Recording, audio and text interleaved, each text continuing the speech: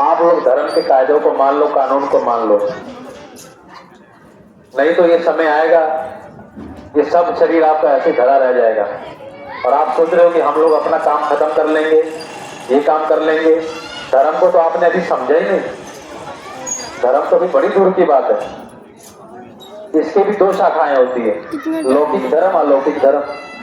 अब लौकिक धर्म में आता कि भाई जिंदा रहते ही क्या किया जाए, और अलौकिक धर्म मरने के बाद इस शरीर का क्या होगा।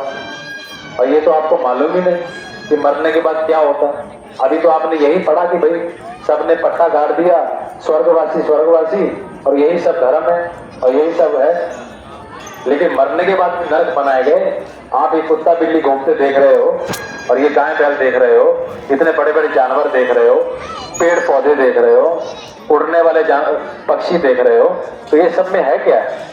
ये सब 84 लाख योनियों का हिस्सा है। जिसको आप समझते हो कि हम लोग केवल स्वर्ग में जाएंगे, वैसा नहीं है। 84 लाख योनियों में 4 खान 84 लाख योनियों में आपको, जब ये आपका शरीर पूरा हो जाएगा, मिनटों सेकंडों में आपका ये फैसला हो जाता कि भाई क्या इसको मिलना चाहिए। अच्छे का फल तो आपको पहले नहीं मिलेगा। आप सोचो कि अच्छे का फल, जो आपने बुरे कर्म किए उसका फल उठा के इन्हीं, कभी घोड़े में आपको, कभी गधे में, कभी बकरे में और कभी पेड़ में। अब आप ही के सामने देखो 300-300 साल तक पेड़ पे ऐसे पेड़ की एक एक योनि का हिस्सा। और आपको इस शरीर, जो मनुष्य शरीर मिला, इसकी आपको कदर नहीं है। आप इसको नहीं समझ पा रहे कि किस लिए हमको ये मिला। ये समझ नहीं तो अच्छी बात है, चलो इतना हमें शरीर मिल गया। और ये समझ नहीं तो समझ आता है, लेकिन कम से कम शाकाहारी तो रहो, किसी की हत्या तो ना करो, धर्म के मुताबिक तो चलो। भगवान राम 14 साल तक जंगलों में रहे, वनवास में रहे, कभी मांस नहीं खाया, कंदमूल खा के गुजारा किया। और आज आपसे पूछा जाए तो सबसे बड़ा नारा लेके चलते हो कि हम सबसे कट्टर हिंदू हैं, कट्टर हम ब्राह्मण हैं, कट्टर हैं। अपने स्टेटस आप फेसबुक पे लगाओगे, व्हाट्सएप पे लगाते हो कि कट्टर हैं, लेकिन खा रहे हो, मांस खा रहे हो। ये कितने मिनट से हत्या कर दे रहे हो किसी। भगवान राम के नियमों में तो आप चले ही नहीं, जो उन्होंने बोला वो तो किया नहीं। अब आप ये देखो त्रेता युग में कितना बड़ा ये आपके सामने आता है कि भगवान राम ने बाली को पेड़ के पीछे छुप के मारा था।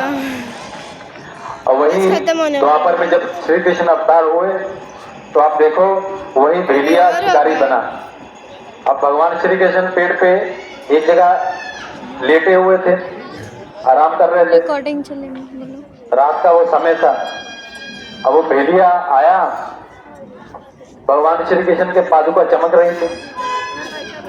अब पादुका जब चमक रही थी तो उन्होंने तीर चलाया हिरण समझ के, जाके भगवान श्री कृष्ण को लगा। अब जब भगवान श्री कृष्ण को लगा तो जाके देखा, जाके माफी मांग रहे, हे भगवान हमसे गलती हो गई, हमने बड़ा पाप कर दिया। तब भगवान श्री कृष्ण ने बताया कि भाई आपने गलती कोई नहीं की, त्रेता में हमने राम बन के तुमको मारा, आज तुमने बेलिया बन के हमको तीर चला के, आज तुम्हारा हमारा ये लेन देन खत्म हो गया। अब आपको ये समझ ही नहीं आ रही कि भगवान राम ने जब इस कर्जे को अदा किया, भगवान श्री कृष्ण ने इस कर्जे को अदा किया कि भाई तीर चलाया, उसको उनको सौंपना पड़ा, लौटाना पड़ा, तो आप समझ लो कि हम बच जाएंगे। जिस धरती पर रह के और जिसका राजा उसके नियमों का पालन कर रहा है, आप समझ रहे हम इतने बकरों को काट देंगे, इतने हम मछलियां खा जाएंगे, इतने जानवरों को मार देंगे? तो ऐसा नहीं है। कबीर साहब ने इसीलिए तो लिखा कि भाई जितने हत्याएं आप कर रहे हो और जिनको आप मार रहे हो और अपने जीव के स्वाद के लिए खा रहे हो, आपको अभी इसका ज्ञान नहीं कि भाई कितनी बड़ी इसकी सजा है। मान के चलो किसी की आयु 15 साल की है, किसी बकरी या मुर्गी की आयु 15 साल की है, आपने उसे 5 साल 10 साल में मार के काट के अपने जीव के स्वाद के लिए खा लिया।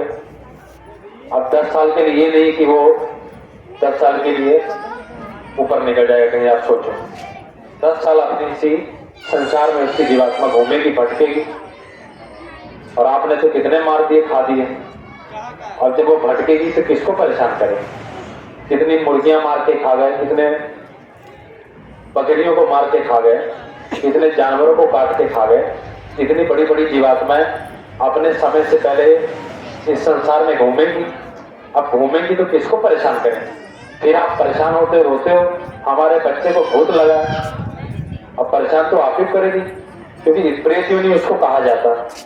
प्रेत योनि में क्या होता है? प्रेत योनि में इतना बड़ा पेट होगा और मुंह तिल के दाने भर जितना होगा। जब भूख लगेगी तो क्या करेगी ये जीवात्मा? करेगी क्या? उसको तो भोजन चाहिए। अब जो उसको भोजन दे देगा उसका वो काम करती है। तंत्र विद्याएं हो गई, इन्हीं सब ये जीवात्माओं का, इन्हीं सब से ये जीवात्माओं का काम लेते हैं।